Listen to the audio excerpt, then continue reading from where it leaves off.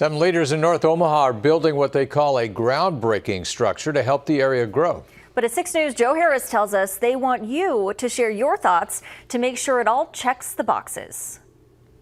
Mount Moriah Missionary Baptist Church in North Omaha plans to build a new facility at 25th and Ohio to serve the community. The Moriah Intergenerational Center will be just under 18,000 square feet, and Senior Pastor T. Michael Williams thinks it will be something North Omaha has not yet had. I envision it being a place where people first think of when they think of, we want to have this gathering or we want to have this concert here in the community. We want to have this event.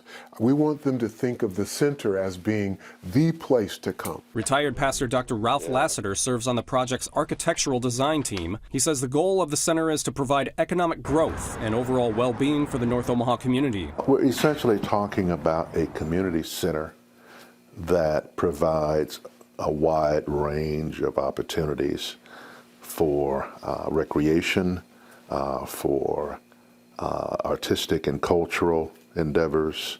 We're talking about commercial entities. It could possibly include spaces for recreation, training needs, medical and behavioral health care, and entrepreneurs. Just the need for more commercial enterprises here on 24th Street.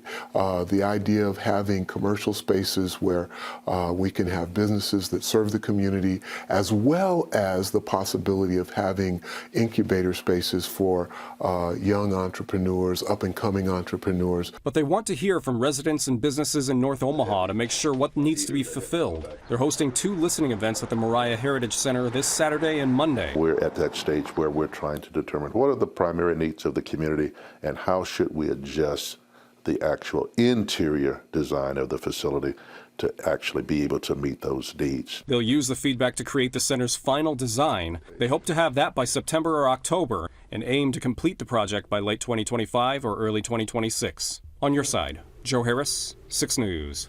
Half of the project is being covered by a grant, and the church is raising the other $3 million. If you'd like to donate, we have that information with the story on WWT.com. That's where you can also find full details about the listening sessions.